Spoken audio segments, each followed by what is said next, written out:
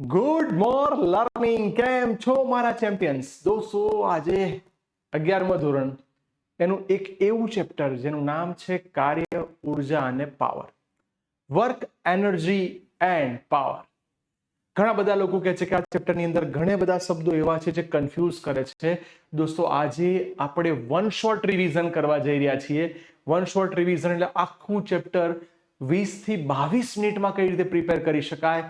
Let's try. એક સરસ તૈયારી સાથે આપણે આગળ વધીએ અને આખું ચેપ્ટર સરસ રિવાઇઝ કરીએ. સ્ટાર્ટ કરીએ છીએ બેટા આજનું સુંદર સેશન. નંબર 1, પહેલો શબ્દ આવે આ ચેપ્ટર જ્યારે ભણો ત્યારે કાર્ય એટલે શું? તો કાર્યની વ્યાખ્યા તમારી સામે દેખાઈ જવી જોઈએ. કાર્ય કોને કહેવાય? તો કાર્ય એટલે બળ ગુણ્યા બળની દિશામાં થતું સ્થાનાંતર. ચલી, કાર્ય એટલે બળ ગુણ્યા બળની દિશામાં થતું સ્થાનાંતર.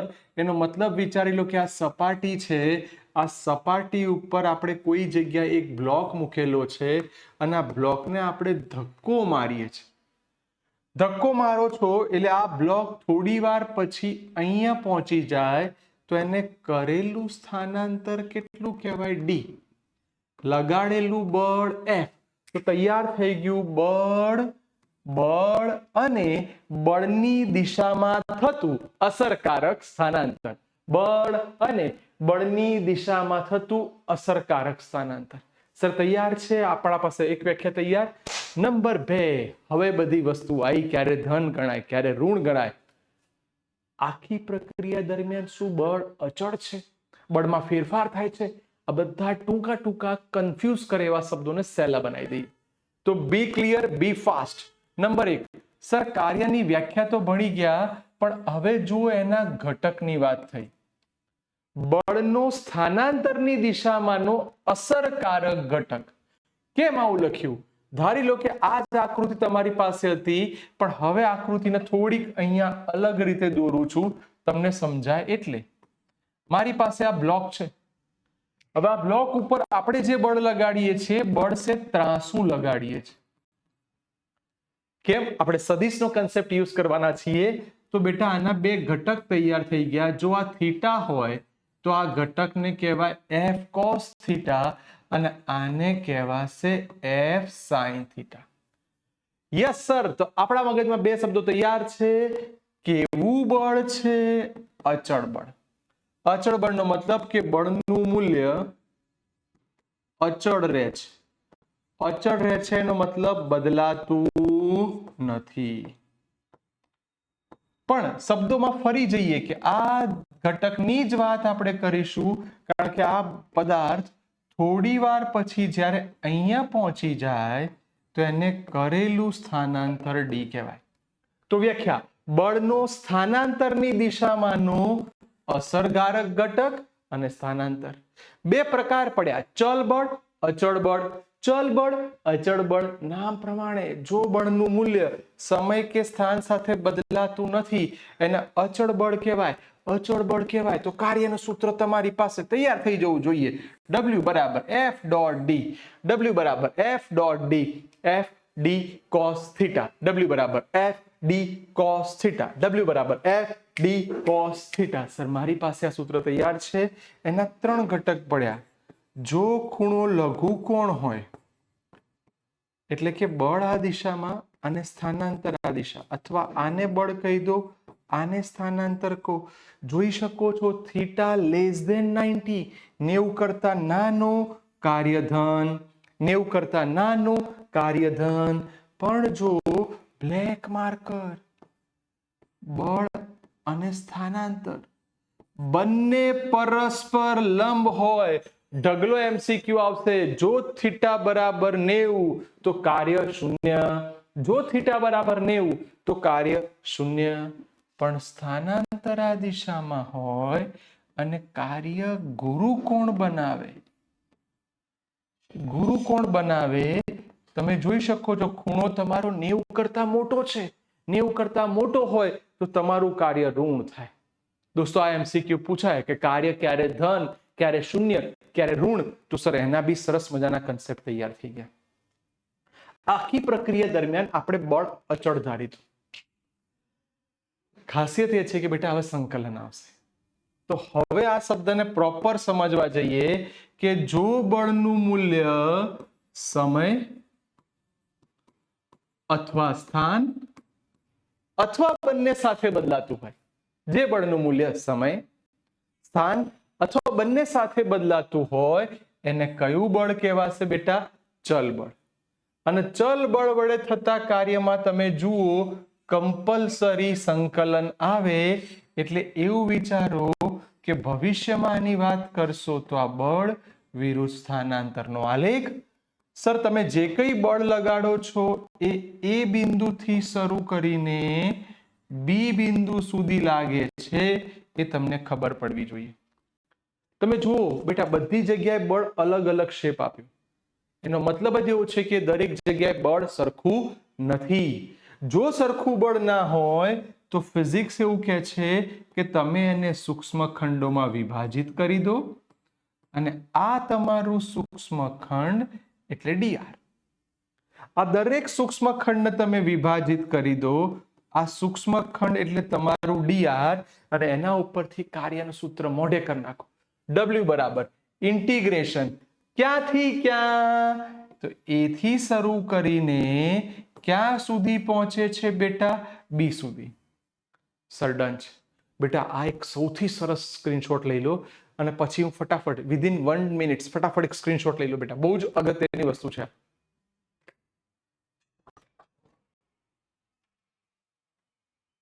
ચલો રેડી. આપણા મગજમાં કાર્ય તૈયાર, કાર્યની અંદર બે પ્રકારના બળ તૈયાર, ચલ બળ અને અચલ બળ. હવે આની અંદર આપણે આગળ જોવા જઈએ તો કયા કયા શબ્દોને વધારે હજી ઇમ્પોર્ટન્સ આપવું પડશે, તો બી રેડી, બી ક્વિક. નેક્સ્ટ સર હવે તમે જે કહેવા જઈ રહ્યા છો એની સામે બે સરસ વસ્તુ, નવી ભૌતિક રાશિ છે, એકમ પારિમાણિક સૂત્ર પૂછાય અને એક અગત્યનો શબ્દ આની અંદર આવશે.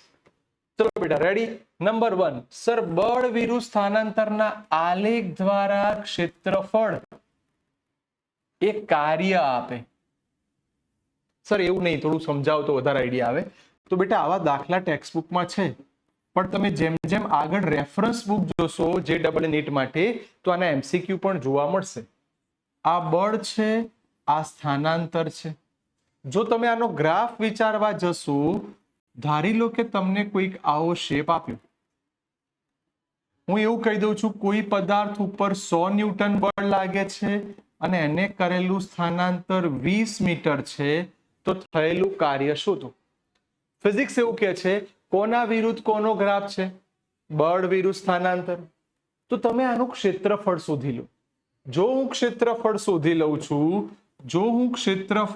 લઉં છું તો યાદ કરો W બરાબર લંબચોરસનું ક્ષેત્રફળ તો લંબાઈ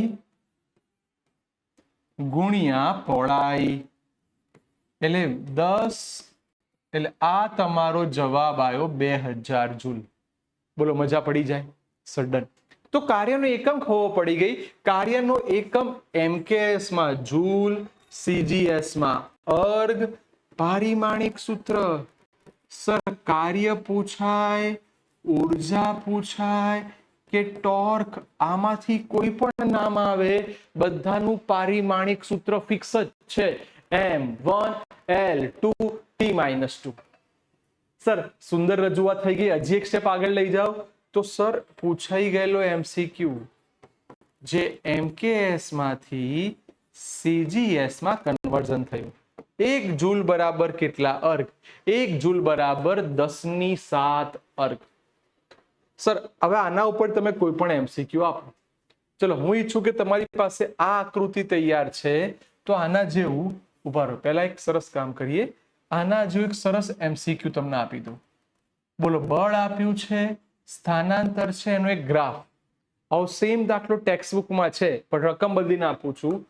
જો કોઈ પદાર્થ છે એને આ દિશામાં બળ લગાડ્યું 10 મીટર સુધી, એને 50 ન્યૂટન બળ લગાડ્યું. રેડી? અને પછીના 5 મીટરમાં એનું બળ, ધ્યાનથી સાંભળજો, ઘટીને 25 થઈ ગયું. મેં તમને એક સરસ કામ સોંપ્યું છે, આનો મને દાખલો ગણીને બતાવવાનો કે આના દ્વારા થયેલું કાર્ય શોધો. ટેક્સ્ટબુકનો જેવો છે, ટેક્સ્ટબુકમાં એક બેન વાળા ગતિ કરે છે એનો દાખલો છે. અહીંયા મેં ડેટા બદલ્યો છે, મને આઈડિયા આવે કે તમે કેટલું સરસ તૈયાર કરો છો. સર હજી આની અંદર થોડી બીજી વેરાયટી કહી દો. જો આની ઉપર લાગતું ઘર્ષણ બળ -50 હોય તો આ ટોટલ 15 મીટરમાં, ટોટલ કેટલું મીટર છે બેટા? 15 મીટર. 15 મીટરમાં થયેલું કાર્ય શું? બોલો, સરસ કામ થશે. સર બહુ બધા નાના નાના MCQ તૈયાર થઈ ગયા, રજૂઆત પણ થઈ ગઈ. એક સહેલી વસ્તુ કહું સર, આની અંદર કમ્પલસરી કાર્ય ઉર્જા પ્રમેય આવશે. યાદ રાખો બેટા, જ્યારે બી કાર્ય ઉર્જા પ્રમેય આવશે એટલે આ ચેપ્ટરનું મોસ્ટ IMP થિયરીની વાત થઈ ગઈ. દાખલા પણ કાર્ય ઉર્જા પ્રમેયના ઉદાહરણ 2 અને સ્વાધ્યાયના 2 કરીને જ જવાના, એમાંથી જ આવશે. તો સૂત્ર W બરાબર ડેલ્ટા કે. ડેલ્ટા કે એટલે અંતિમ ગતિ ઉર્જા માઇનસ પ્રારંભિક ગતિ ઉર્જા. બેટા આના MCQ બહુ બધી વાર આવવાના, તો ખાલી એટલું કહી દઉં કે ઉર્જા હમણાં થોડી વાર પછી ભણાવું છું. એવું બોલો, કાર્ય એ કોના જેટલું થાય? ગતિ ઉર્જાના ફેરફાર જેટલું થાય. અત્યાર સુધી કાર્ય એક આવતું હતું, પણ આગળ જઈને એવું થશે કે બે રીતે કાર્ય થશે. એક વજન બળના કારણે કાર્ય થશે તો WG, અને જો વસ્તુ ગતિ કરતી હોય તો એની વિરુદ્ધ દિશામાં ઘર્ષણ બળ લાગે અથવા ગતિ અવરોધક બળ લાગે તો એને WR રેઝિસ્ટન્સ, એટલે એને સાદી ભાષામાં અવરોધક બળ પણ કહેવાય. બોલો ડન, મસ્ત. બહુ ઓછા ટાઈમમાં આખું ચેપ્ટર રિવાઇઝ કરવું છે તો ટાઈમ બહુ જ ઓછો જોઈશે અને ફટાફટ બધું રિવાઇઝ કરવું છે. સર ડન છે. નેક્સ્ટ, હવે એક સુંદર સફરમાં ચલો સ્ટાર્ટ થઈ જાઓ. ઉર્જા. ઉર્જા શબ્દ આવે તો ઉર્જાની વ્યાખ્યા તમને સરસ આવડવી જોઈએ. પદાર્થની કામ કરવાની ક્ષમતાને ઉર્જા કહે છે. તમે બેઠા હો, ભાઈ તારામાં તાકાત નહીં, ઉર્જા નહીં? જરા સાહેબ, જોરદાર ઉર્જા છે. તો પદાર્થની કાર્ય કરવાની ક્ષમતાને ઉર્જા કહે છે. ઉર્જાના આપણે અત્યારે 2 ભાગ પાડીશું. નંબર 1 ગતિ ઉર્જા અને નંબર 2 સ્થિતિ ઉર્જા. સર ગતિ ઉર્જા શબ્દ આવે તો પદાર્થની ગતિને કારણે તેમાં કાર્ય કરવાની ક્ષમતાને ગતિ ઉર્જા કહે છે. અથવા ગતિ ઉર્જાનું વર્લ્ડ ફેમસ સૂત્ર, કેમ બચ્ચા પાર્ટી? યાદ આવી ગઈ વ્યાખ્યા? W બરાબર હાફ mv સ્ક્વેર. W બરાબર half mv square. Sir W બી લખો ને K બી લખો, હાફ mv સ્ક્વેર. વ્યાખ્યા બોર્ડે કરાવું છું, ધ્યાન આપજો. પદાર્થના દળ, V એટલે વેગ ના વર્ગના ગુણાકારના અડધા મૂલ્ય. ટ્રાય. પદાર્થના દળ અને વેગના વર્ગના ગુણાકારના અડધા મૂલ્યને પદાર્થની ગતિ ઉર્જા કહે છે. ગતિ ઉર્જાનું બીજું સૂત્ર જે નીટમાં આવવાનું છે, MCQમાં આવવાનું છે, JEE માં આવવાનું છે, P²/2m. અને ત્રીજું જે કોઈ રેફરન્સ બુકમાં નથી આપ્યું એ છે હાફ PV. સર તમને થાય P એટલે કોણ? તો P ને કહેવાય બેટા વેગમાન. સર આ V એટલે કોણ? તો V ને કહેવાય વેગ. હવે એવું ના કહેતા M એટલે કોણ, એમને દળ કહેવાય. એ તો આવડે હો, એટલું તો આવડે.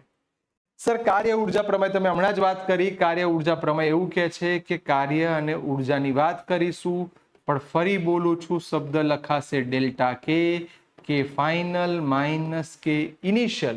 મોટાભાગના દાખલામાં એવું કહેશે કે પદાર્થ શરૂઆતમાં સ્થિર પડ્યો છે એટલે એ 0 અવસ્થામાં છે તો ગતિ ઉર્જા 0 થાય. ડન છે. સર સ્થિતિ ઉર્જાની વાત કરવા જાઓ. સ્થિતિ ઉર્જા કોને કહેવાય? તો કોઈ પણ બળ ક્ષેત્રમાં. સર બળ ક્ષેત્ર શબ્દ આવ્યો. બળ ક્ષેત્ર એટલે શું? બળ ક્ષેત્રનો મતલબ એવો થાય કે જે વિદ્યુત ક્ષેત્ર, ચુંબકીય ક્ષેત્ર, ગુરુત્વાકર્ષી ક્ષેત્ર, આવું કોઈ ક્ષેત્ર કહેવાય. એટલે તમને યાદ હશે, અહીંયા 2 નામ બોલું છું, સંરક્ષી બળ અને અસંરક્ષી બળ. સંરક્ષી બળ કોને કહેવાય? કે જે બળની અંદર પદાર્થ માત્ર તેની પ્રારંભિક અવસ્થા અને અંતિમ અવસ્થા પર જ આધાર રાખે તો એને સંરક્ષી બળ ક્ષેત્ર કહેવાય. તેને પસંદ કરેલા ગતિમાર્ગ પર આધાર રાખે નહીં. તમે ઘરેથી MSW ક્લાસ પર પહોંચ્યા, કોને મળ્યા, ક્યાં મળ્યા, કેટલા વાગે મળ્યા, કેટલી વાર ઉભા રહ્યા, આ કોઈ વસ્તુની ચર્ચા ના કરો એટલે સંરક્ષી બળ ક્ષેત્ર. યાદ રાખજો, આ એવું બળ ક્ષેત્ર જેમાં ઉર્જા સંરક્ષણનું પાલન થાય. અસંરક્ષી બળ ક્ષેત્ર જે મોટા ભાગે ઘર્ષણ બળની વાત કરે કે એની પ્રારંભિક ઉર્જા અને અંતિમ ઉર્જા સરખી નહીં થાય. Sir done. સર આ સિવાય સ્થાનના કારણે જે ઉર્જા સંગ્રહ પામે એના સ્થાનના કારણે તો U બરાબર mgh, બહુ જ અગત્યનું સૂત્ર, U બરાબર mgh. એવું વિચારી લો કે આ સપાટી છે, અહીંયા એક બ્લોક મૂક્યો છે જેની ઊંચાઈ કેટલી છે બેટા h, તો સૂત્ર તમારી પાસે થઈ ગયું કે આ બ્લોક છે, આ એનું બિંદુ છે, h જેટલી ઊંચાઈએ છે, સૂત્ર મોઢે U બરાબર mgh, જે ગુરુત્વીય સ્થિતિ ઉર્જા કહેવાય. પણ જો આ જ વસ્તુ સ્પ્રિંગ માટે આવે તો સ્પ્રિંગમાં જે ઉર્જા સંગ્રહ પામે તો એની સંરચનાને કારણે તો પહેલો શબ્દ યાદ કરો. સ્પ્રિંગ માટે હું લખાઈશ, યાદ રાખજો, MCQ દાખલામાં આવશે જ. F બરાબર -kx. રિપીટ, F બરાબર -kx. છેલ્લી વાત, F બરાબર -kx. અને સ્થિતિ ઉર્જામાં સંગ્રહ પામતી ઉર્જા U બરાબર આ kx². મોટા ભાગના છોકરાઓ કે માં ભૂલ કરે છે. અહીંયા જે કે છે ગતિ ઉર્જા છે, કેપિટલ કે. અહીંયા જે છે સ્મોલ કે છે સ્પ્રિંગનો બળ અચળાંક છે. રિપીટ, સ્પ્રિંગનો બળ અચળાંક છે. ચલો તૈયાર. સર એક બીજી સરસ મજાની સ્ક્રીનશોટ લઈ લો. ઉર્જા માટેનું ચેપ્ટરનું નામ કાર્ય, ઉર્જા અને પાવર, એની વાત છે. સર ઉર્જા માટે એવું કહીશ કે હવે સંરક્ષણની વાત થશે. સંરક્ષણ એટલે શું? તો કે પ્રારંભિક અવસ્થા ઇઝ ઇક્વલ ટુ જ અંતિમ અવસ્થા. દર વખતે એવું થશે. તો હવે એવી ખબર પડી કે સર અહીંયા કુલ ઉર્જા બોલો, યાંત્રિક ઉર્જા બોલો, એ ગતિ ઉર્જા અને સ્થિતિ ઉર્જાના સરવાળા જેટલું થાય.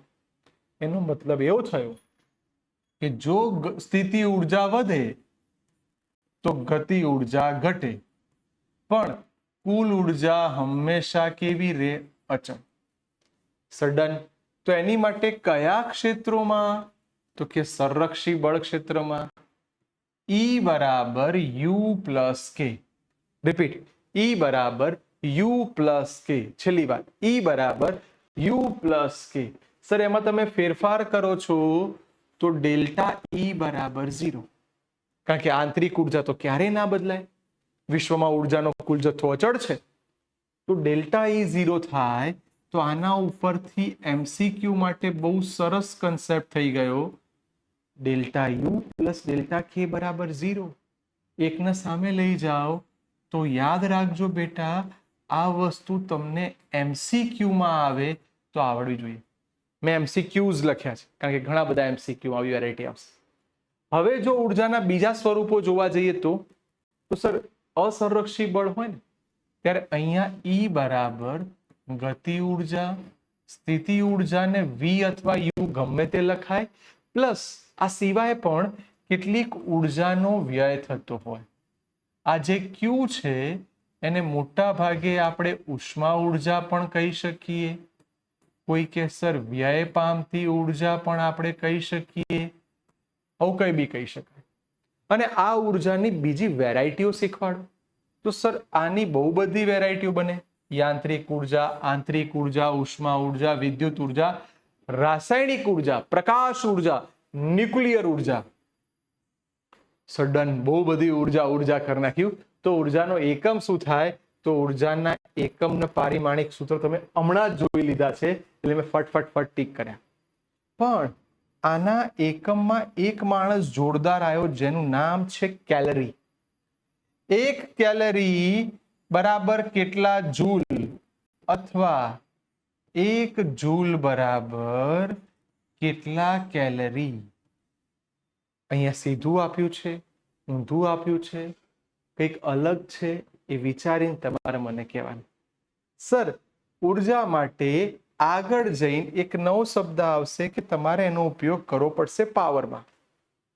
તો પેલા પાવર એટલે શું? જો પાવરને સમજાવવા જવું તો પાવર એટલે કાર્ય કરવાના સમય દરને પાવર કહે છે, અથવા અથવા એકમ સમયમાં થતા કુલ કાર્યને પાવર કહે છે.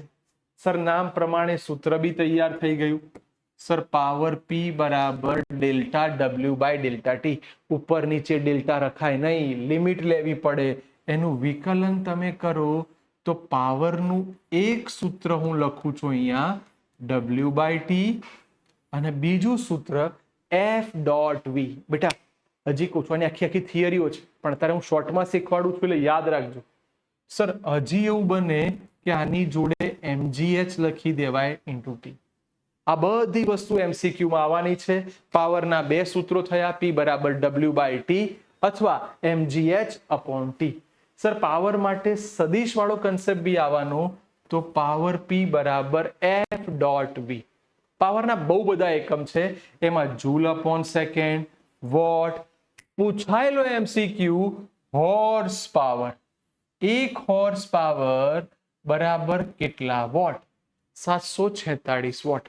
સર, પાવરનું પારિમાણિક સૂત્ર તૈયાર કરી દો, M1L2T-3. હવે હું એવું કહું કે તમે આગળવાળી સાઈડ જુઓ, એમાં 1 kWh આપેલો છે. યાદ રાખજો, 3.6 ગુણ્યા 10⁶. એને એક યુનિટ પણ કહેવાય. અને એક યુનિટની સાથે સાથે યાદ રાખજો, એક યુનિટ બોલાય, એક kWh બોલાય, બરાબર 36 લાખ જૂલ. આવો કોઈ પણ શબ્દ આપશે, 36 લાખ જૂલ. ડનો બેટા? આ બધું જો, એક આ સ્લાઇડ અને એક આ સ્લાઇડ બહુ જ કામની છે, એક્ઝામ માટે બહુ ઉપયોગી છે. સર, સાથે સાથે અહીં MCQ ની વેરાયટીમાં એક શબ્દ આવવાનો જેને કહેવાશે કાર્યક્ષમતા. તો કાર્યક્ષમતા એટલે ઈટા. ઈટા શું બોલાશે બેટા? ઈટા. કાર્ય કરવાની ક્ષમતા. રૂલ્સ એક જ છે, આઉટપુટ ભાગ્યા ઇનપુટ. એટલે કે આના માઇન્ડમાં ક્લિયર કરો કે આઉટપુટ પાવર ભાગ્યા ઇનપુટ પાવર. ચલો ફટાફટ, કાર્યક્ષમતા બરાબર આઉટપુટ પાવર ભાગ્યા ઇનપુટ પાવર. ફરીવાર, કાર્યક્ષમતા બરાબર આઉટપુટ પાવર ભાગ્યા ઇનપુટ પાવર. સર, મારા માઇન્ડમાં તૈયાર છે, યાદ રાખજો બેટા, પી આઉટપુટ ભાગ્યા પી ઇનપુટ. કાર્યક્ષમતા હંમેશા ટકામાં આપેલા હશે. ધારી લો કે હું એવું કહું કાર્યક્ષમતા 30% છે, તો મતલબ 30 ભાગ્યા 100 એટલે 0.3 સમજી લેવાનું. બોલો, મજા પડી ગઈ? મસ્ત છે. ડન સર, જોરદાર. અને હવે આનો ભયંકર ટોપિક જેનું નામ છે સંઘાત. સંઘાતને અથડામણ પણ કહેવાય. બે જણા અથડાય ધડામ દઈને, અને જે થાય એને અથડામણ કહેવાય. અથડામણ સારી બી થાય અને બે પડે ખરી, એટલે બે પ્રકાર પડ્યા, સ્થિતિસ્થાપક અને અસ્થિતિસ્થાપક. તો પહેલા એક સમજાવું, જે સંઘાત દરમિયાન વેગમાન, કુલ ઉર્જા અને કુલ ગતિ ઉર્જા ત્રણેયનું સંરક્ષણ થાય તો તેને સ્થિતિસ્થાપક સંઘાત કહે છે. સૌથી સારી સંઘાત. ઉર્જાનું સંરક્ષણ થાય એટલે કુલ ઉર્જા અને ગતિ ઉર્જાનું થાય, અને વેગમાનનું સંરક્ષણ. બેટા, વેગમાન બિચારો મારા જેવો સીધો માણસ છે. વેગમાન કોના જેવો? મારા જેવો સીધો માણસ. દરેક જગ્યાએ વેગમાનનું તો સંરક્ષણ થવાનું છે.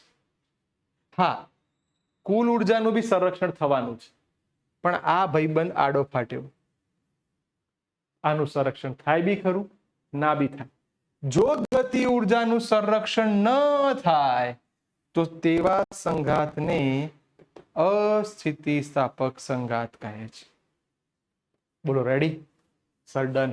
અને પછી એવું કહું, અત્યારે સમય ના અભાવે અત્યારે અટકીએ છીએ, પણ એવું કહું કે આના માટેના બહુ જ અગત્યની સંપૂર્ણ અસ્થિતિસ્થાપક, સ્થિતિસ્થાપક, અસ્થિતિસ્થાપક બધાના વેગના પારિમાણિક એટલે વેગના સૂત્રો શીખવાડેલા છે કે ભાઈ અથડાયા પછીનો વેગ કેવો છે.